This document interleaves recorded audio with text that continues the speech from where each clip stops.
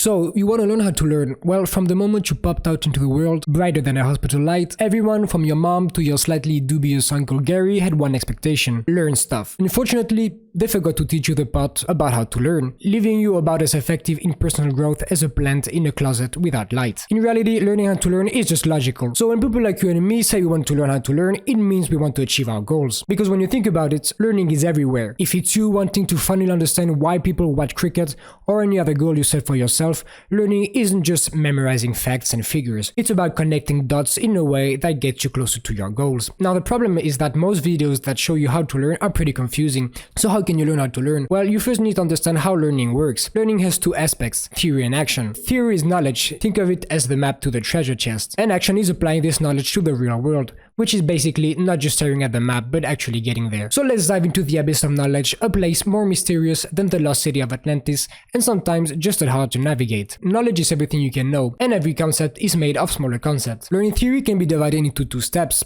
knowing new information and deciding if it's true or not. For example, if the thought of studying more means better grade pops in your mind, and you accept it as a truth, then you have learned a theoretical truth. When you are learning, you are labeling things as true or false. Repeating this gets you a box of truths. Keep on learning and you will add, remove, and change truths in your little box. Now, when you were younger, you accepted everything as true, so learning just meant knowing new information. And later on, you removed the truth about Santa existing and added the one about tax returns. Now, how much you know about something will affect the way you learn it. And learning theory can be divided into two phases: superficial learning and deep learning. Superficial learning is when you start off not knowing anything about the subject, and if that's the case, you need to soak up information like a sponge in a bathtub full of facts, without deciding if it's true or not. Just try to build your box of truths while understanding the relationship between one another. And after a while, your box of truths is no longer a box, it's a treasure chest, overflowing with jewels of knowledge. Welcome to deep learning, the realm where learning gets serious and you start to dive beneath the surface. There are two types of deep learning: internal and external.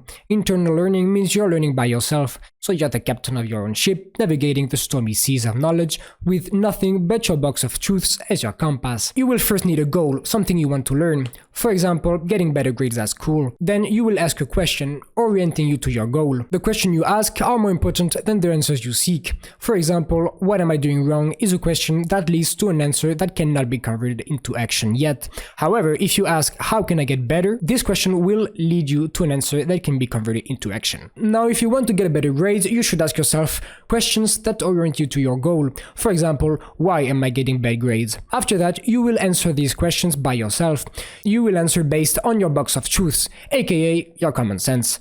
And this will give you a possible truth. For example, this could be the answers. Now, it is often recommended to repeat as many times as needed these two steps to get deeper into the subject. As you loop through this process, refining your questions and sharpening your answers, you're not just circling around, you're spiraling upwards, gaining altitude and perspective with each pass.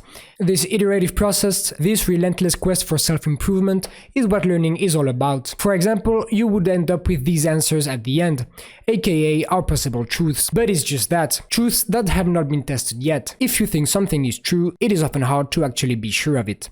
So you have to test those possible truths. And there are two types of tests: theoretical test and physical test. The theoretical test is when you don't participate in the test physically. You don't have to move an inch, just let the world be your lab. Your possible truth is your filter, and you're watching life unfold, asking, does this prove my theory? If reality consistently lines up with your hypothesis, congratulations, your possible truth graduates to your box of truths. Now, the physical test is the action part of learning. Dust off that lab coat because it's time to get your hands dirty. Action consists of physically interacting with a theoretical truth you've learned. It's where the theory meets reality head on. This is about transforming your conscious efforts into unconscious habits, from shared memory to long-term memory. If you want to get better grades, and the possible truths are these, then the action is you doing it. The last step in our model is to add, change, or delete truths. If action reveals your possible truth is indeed true, you add it to your box. When you change your truth, it is deleted and replaced by a new one. Truths are not immortal. They can and should be challenged, refined, or even discarded in the face of new evidence. So be open to changing your truths. Here's the reality check. The older you get, the more your box of truths feels like a vault, secured with locks and guarded by dragons. Here lies the secret to eternal wisdom. Keep questioning and remember that the most powerful truths are those willing to evolve. In the grand quest for knowledge, it's the journey, not the destination, that shapes the scholar. But let's get to the second type of deep learning theory, which is external learning. It's when you are not using your own box of truths to answer the questions, but an outside source like ChatGPT or your teacher. Quick tip: when you finish learning the theoretical aspect of something, explain it with your own words. If you can't, you do not understand it. So focus on what you can't explain, dive back in, armed with more questions, seeking more truths, and ready to test them all again. So let's summarize quickly. Learning has two aspects: theory and action. Theory is knowledge, action is doing something with it. Learning theory can be scuba diving at first, then diving deep into the core of what we seek to understand. This deep dive splits into two paths: internal learning, where we generate new truth from the one we already hold, and external learning, where we seek wisdom from the world around us. Each has a model to represent the steps you need to take to learn something. For both, there is two types of way to test these possible truths: theoretical test and physical test. Physical is action. It's a core part of learning. Action is doing physically a possible truth you came up with deep learning theory. At its core, learning is the repetitive process of hypothesis, experimentation, and refinement. This cyclical process allows us to construct, deconstruct, and reconstruct our understanding, making our box of truths a living, evolving entity. So let us tread lightly yet boldly on the path of learning, for it is a road paved with the dreams of those who dare to question, to answer, and to seek. And who knows, in the labyrinth of knowledge, you might just find yourself along the way.